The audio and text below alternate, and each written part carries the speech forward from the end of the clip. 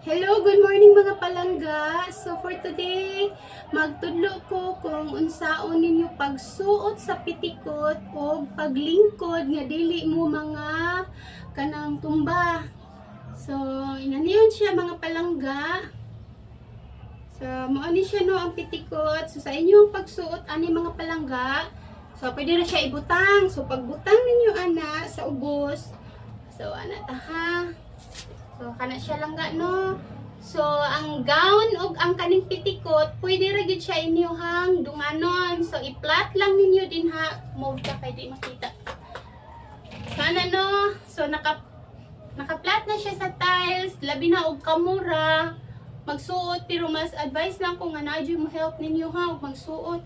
So, pwede ra siya inyong ibutang diretso ang pitikot sa tiles niya.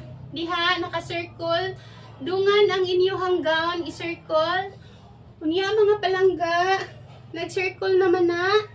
Kana siya, musud, hinahinay ang inyong mga tiil. So, ana. So, ups. Na. So, idungan ang inyong gown ug ang pitikot, pagsuot.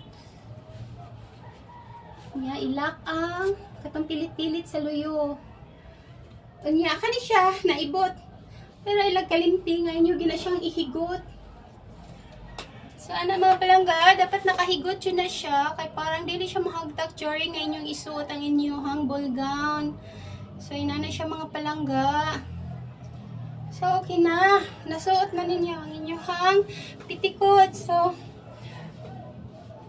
and also, once nga gusto mong muatras, i-up siya gamay mga palangga aron dili ninyo siya matumban o di mo mahayang. So i-up siya gamay kay taas man ang atong pitikot. So inana. Up siya. So pagbutang niya ng mga palangga, so di ba maka-moving na mo. So bisag mo unsa pa mo pagsayaw din ha, unsa pang sayaw ang inyong pangsayawon. So humapre gina siya lang kay gaan naman na siya. Mo siya akong gisample ang 6 layer.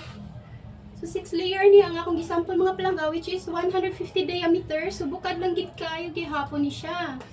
So ana siya mga palangga no. So ana no kung dili niyo siya gunitan, so pwede ra mo ana makasayaw. O di ba? Maka-move ra mo ana, so bisan matutuyok pa mo ana. O ana siya. Nya naka high heels na ko ha. Nagsuot ko og high heels mga palangga, parang ato jud matry kung bisag nag high heels kaya ba natong mag-move. So, ana siya mga palangga. So, ang sunod yung buhaton mga palangga is kung nagpaso-paso mo, niya, medyo mubo ang inyong height. So, ako mga palangga is 5'2", 5'3". Mura na siya akong height. Then, nag-high heels lang ko. Mura 2 inches siguro ni. So, ibutang lang na ito nga 5'4" ni karon. So, ang 5'4" na ko mga palangga is makita lang ako ang sangtiil, no? So, yan na siya. Kunya kung medyo mubong mo kay 4'9" ra mo, sumutugkad ni siya. Basta matugkad siya mga palangga, ana siya og gamay, una mo walk. Una mo to sa matras taro makita gyud. So iisa siya gamay, una mo walk. Kung sakto ra mo sa height, no need na siya inyong iisa. Pero kung kuang mo sa height, sa kamo na lay adjust kay mailhan man na ninyo, iisa siya palangga kung upaso mo, kaya ron dili siya mo kuha ng inyong pitikot matumban ang inyong gown, which is monicles nga makadagma kung inyo siyang matumban yung gown. Ang advice na ko, kung mag-ball gown mo, dapat nakabutang siya mo og pitikot. Kay why? Ang pitikot maka-help siya nga dili nyo matumban ang ball gown na maka-cause og dagma. So inani siya mga palangga. So, isa lang siya. Kung nagsayaw-sayaw mo, o di ba pwede naman siya puli-puliho ng inyong hands, parang musayaw mo. Kung sa pa na din ha, kay gaan naman siya kayo niya itong pitikot. Kanya karon ang paglingkod. Ayaw ang atubangan maoy isaha. Dili ang atubangan maoy isahon. Dili ana ha, kay mo. Kuan siya. Mo, kuan sa inyong naong, maana siya. So, arisa, luyo. So, kilid or luyo ang inyong gunitan. So, inana siya mga palangga. So, dali. Iana ninyo siya. O, iana ninyo siya mga palangga ha. siyang sample na lingkuranan. Kani ako lingkuranan kay mudagan ra ba ni so ang paghinay-hinay ta. So dapat palangga ang inyong kamot diha sa medyo luyo gamay. So pag anan yung palangga, muna siya iigwan yung gamay para mubuka rin yung luyo. And make sure nga naagid ang bangko sa inyong luyo.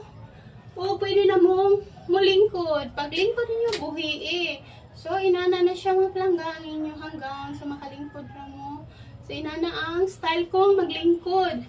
Yeah, example kung ang atubangan ng inyong mabulitan. So inana siya.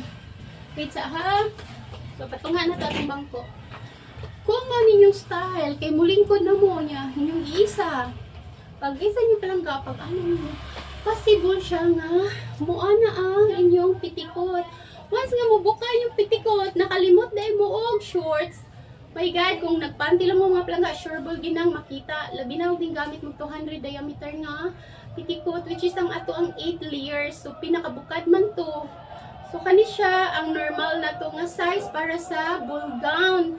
So, nindot naman ni siya, pang princess naman ni siya, oh. So, inana lang gid siya mga palangga, ha. Ayaw kalimot nga, ari ninyo sa luyo, gunitan, ituwad gamay. So, pag inana niyo mga palangga, so, dali na lang siya sa paglingkod ng bangko.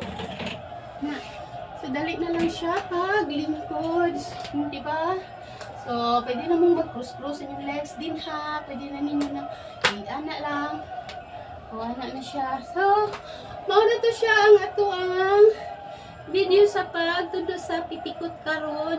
Kunya ka itong mga master na gyud maayo na kayo din hang magagamit sa pitikot. Palihog lang ko og comment sa ubos kung unsa pay dapat mayong buhaton sa ato ang mga na nagsuot og ball gown kay kamo mga master mamo. So palihog ko og comment din ha og unsay mga technique nga dili